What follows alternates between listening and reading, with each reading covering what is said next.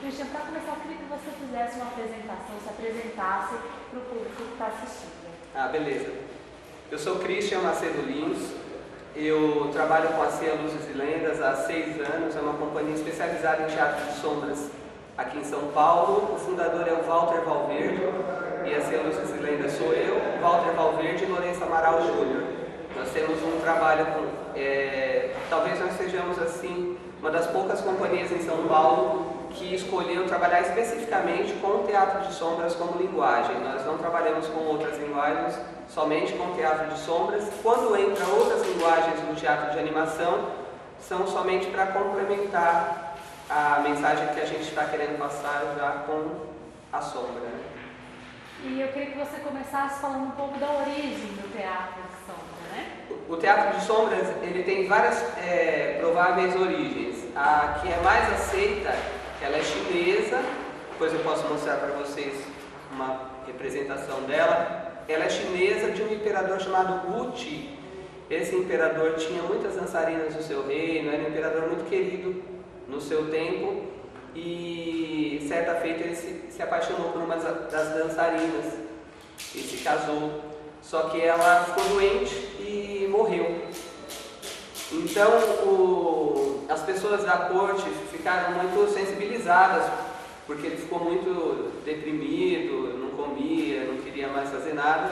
Então uma pessoa teve a ideia de recortar a silhueta e tal qual da sua esposa e fazer uma representação com o boneco ao entardecer, usando a luz do sol na cortina do quarto do imperador. Então, quando ele viu a silhueta representando a sua esposa, ele se reanimou, e essa é a provável origem do teatro de sombra chinês.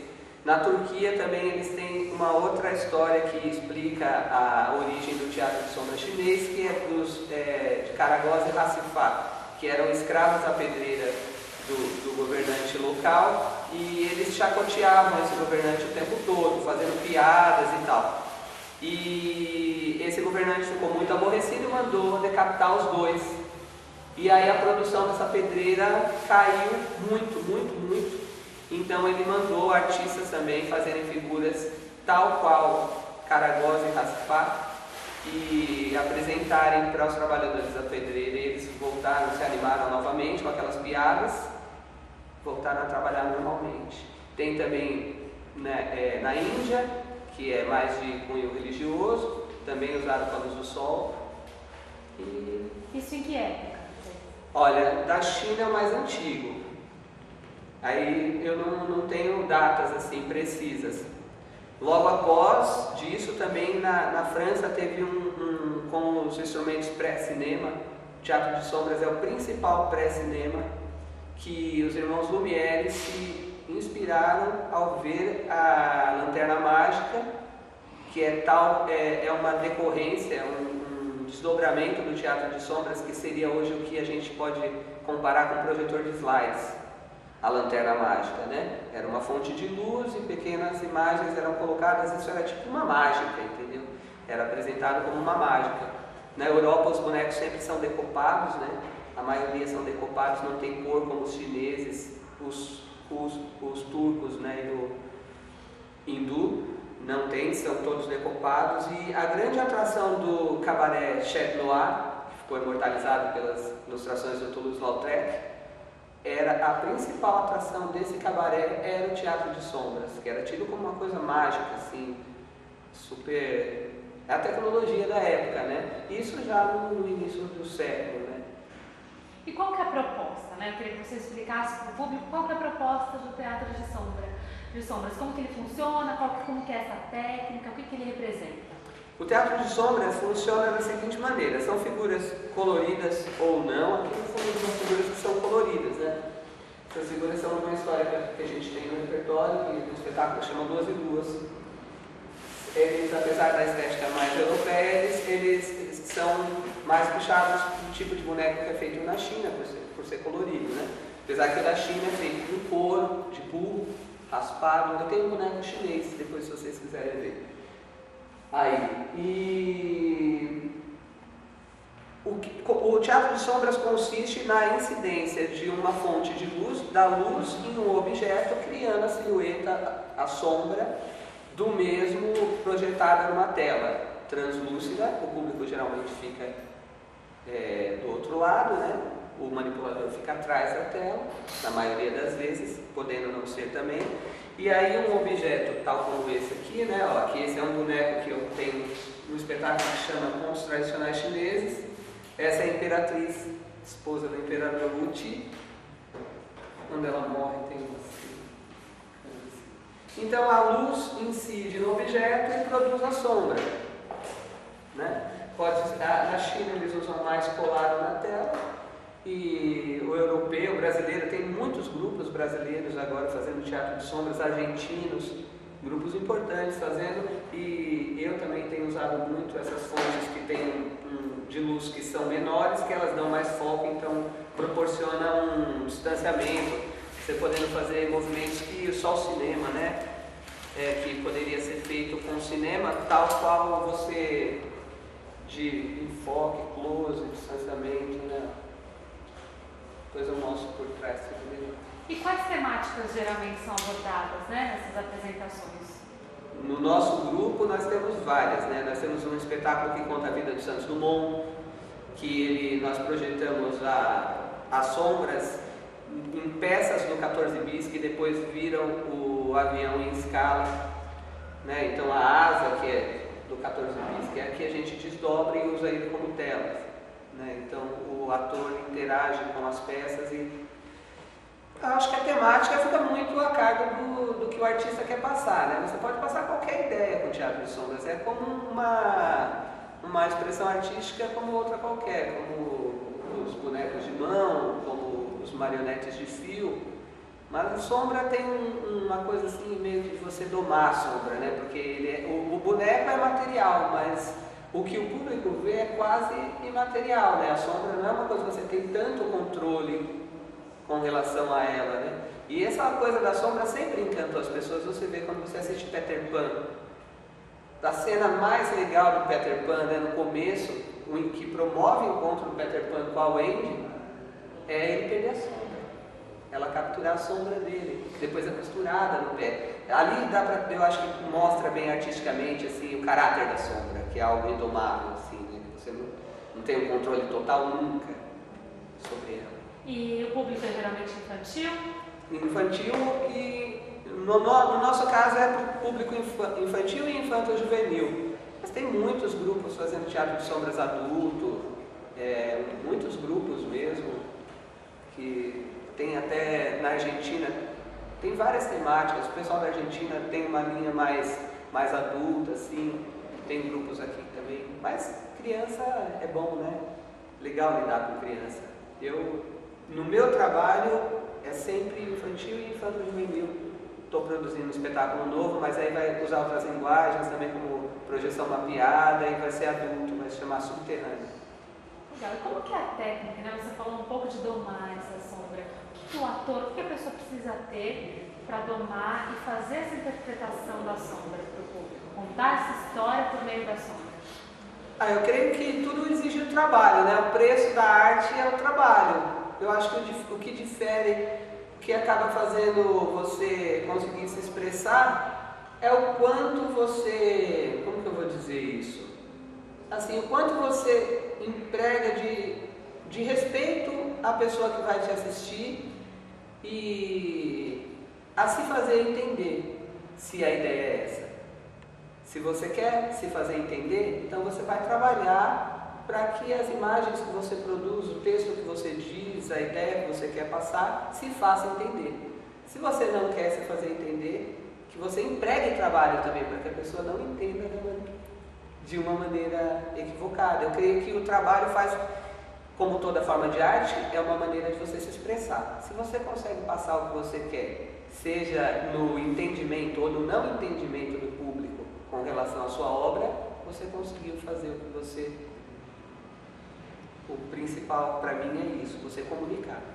Mas qual que é a maior dificuldade nesse trabalho? A maior dificuldade, eu creio que você tem a parte técnica, porque as luzes tem diversos tipos de luz que você pode usar. Aqui, essa luz mais amarelada é uma lâmpada pepino halógena, que produz uma luz que se você distanciar muito o boneco, ele fica difuso. Aqui é bem, né, você vê que, olha, os pelos do meu braço aparecem com LED. Então, eu acho que a escolha dos materiais,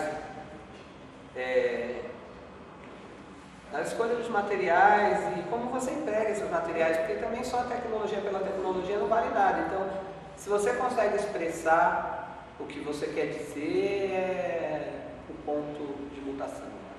E como que começou essa sua história, a sua relação com o teatro de sombras? Bom, eu tinha medo de escuro.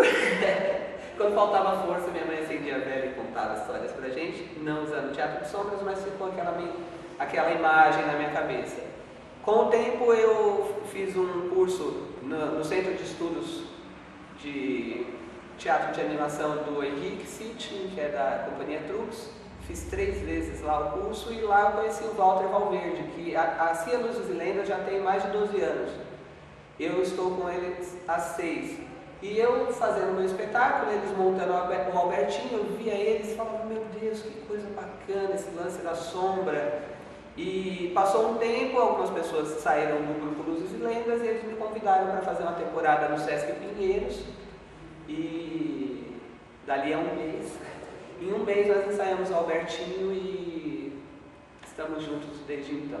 Então o Walter Valverde é uma pessoa muito importante dentro do Teatro de Sombras por ser um pioneiro aqui em São Paulo de escolher essa linguagem como linguagem central do seu grupo.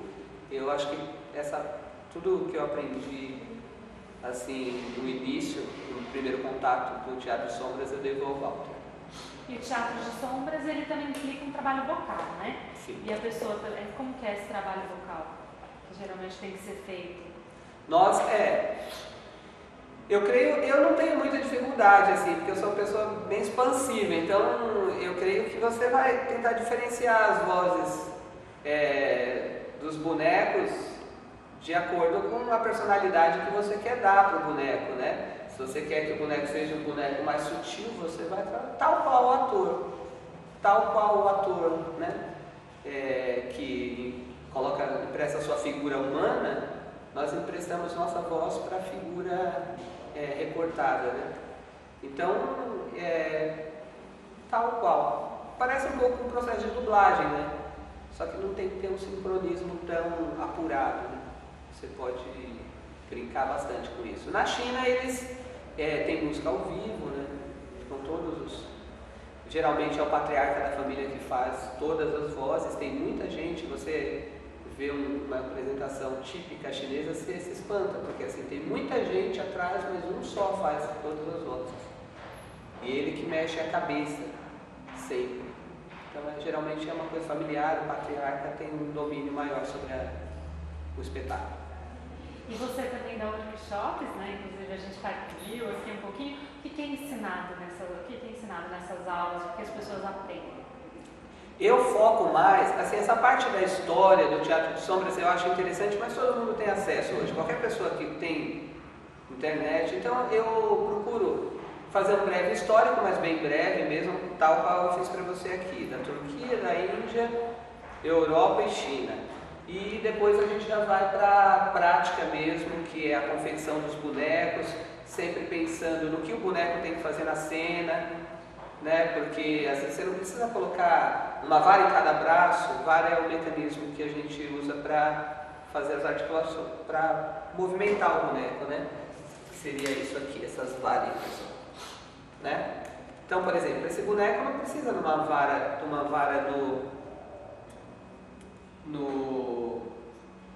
no braço, porque o próprio movimento da cintura movimenta o braço, né?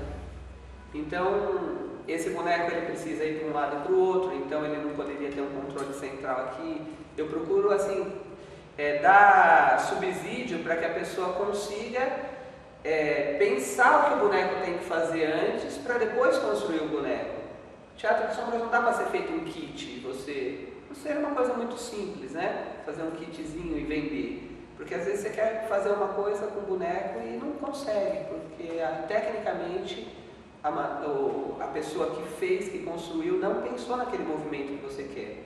Então é isso que eu quero nos workshops, assim, proporcionar subsídio para que as pessoas consigam fazer com que seus bonecos façam o que ela pensou.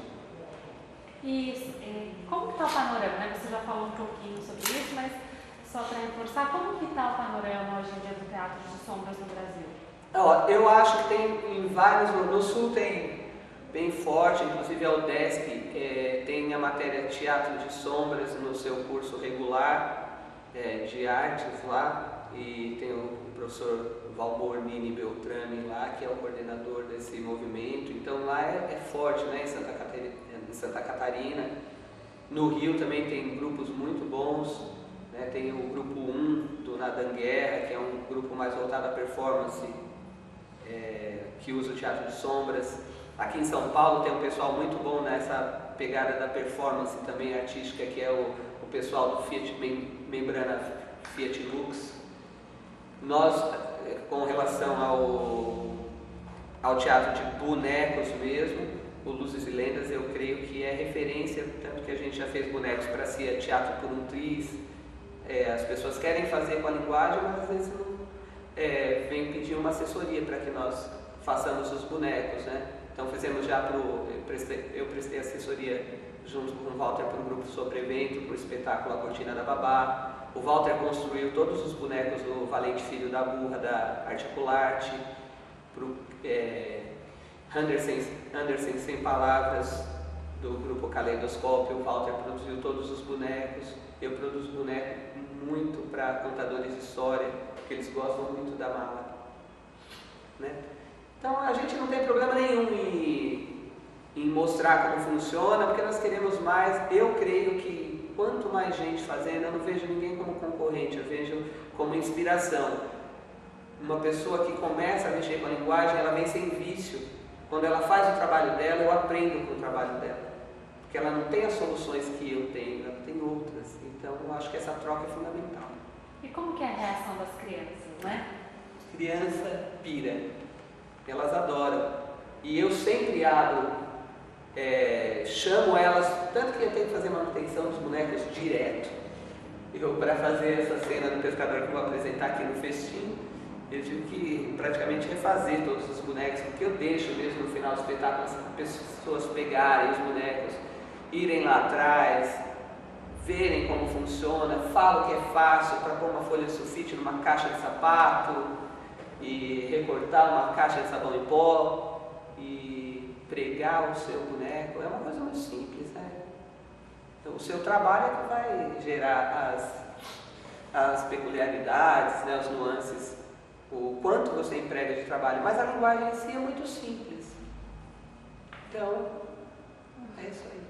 Para finalizar, eu queria que você falasse em uma frase o que o teatro de sombras representa para você. Para mim, o teatro de sombras, para mim, ele representa... um amigo uma vez falou uma coisa, um amigo lá de Santa Bárbara do Oeste, o Amauri, ele coordena o Encontro Nacional de Contadores de História lá, e ele falou uma coisa uma vez sobre o nosso grupo, né? Ele falou assim: a gente sempre pesquisando fontes de luz, fomos praticamente os primeiros a usar LED em São Paulo.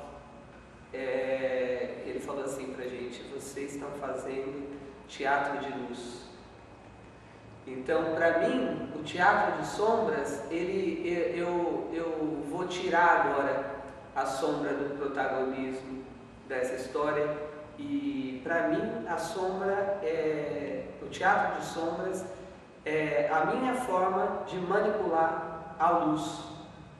E isso eu via a luz nas pessoas que me ensinaram, foram tão generosas, na pessoa do Walter Valverde, na pessoa desses artistas tão talentosos aqui, que eu fui visitar o site das pessoas que estão fazendo a minha oficina, fiquei lisonjeada deles entregarem a confiança deles em receber instrução de mim.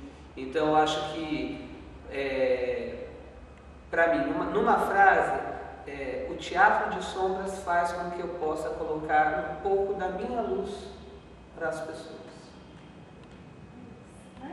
Ótimo.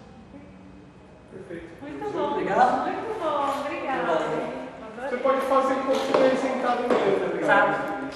Só pra mim. Você quer que eu faça por trás? Pode ser, Só, eu vou fazer, nem vou pode ir. Quando a Pode pessoa- pôr. eu nem vou contar porque eu acho que você só vai usar a imagem, né? Vou tirar isso aqui para não quebrar o seu. Porque eu sei que isso aqui é barato. Tem muita diferença de som, ruído. Já usaram? Dá um noise gate. Legal, gente. Ele só vai fazer Só vou fazer agora. É só para vocês pegarem assim, imagens do meu trabalho, que ali o pessoal quer bonecos deles, né? Tem que até avisar isso pro Rafa, né? Que tá mais do. Nossa, Aqui vai dar para vocês pegarem. Aí quando. Aí. Vocês podem montar lá, dar uma consertada.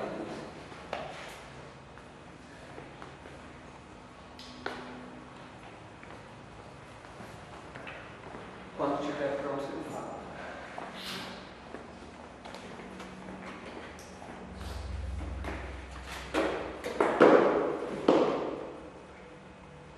ok. Só o caminho da brincadeira ali pra mim, por favor. Obrigado. Ok. Deixa eu só sincronizar aqui. Só um minuto.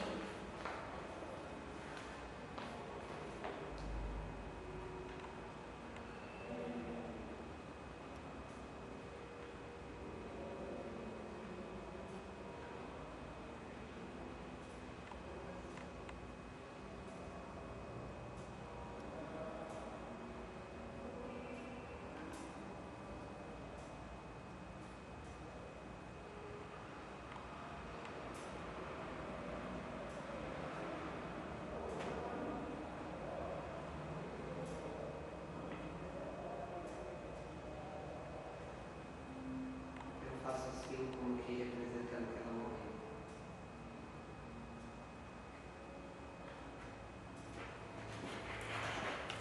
Você vai editar isso?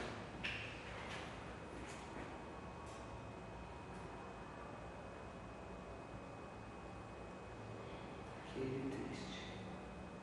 Não vai dar. Inteiro.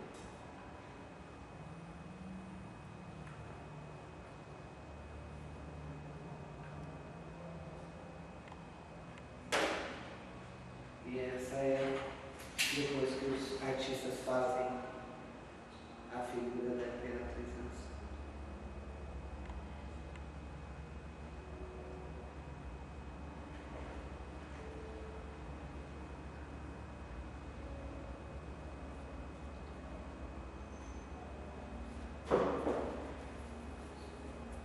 Pode fazer uma grama. Só isso. Legal? Ok. Obrigada, parabéns. Porque aí vocês talvez podem usar isso Claro, aí né? naquela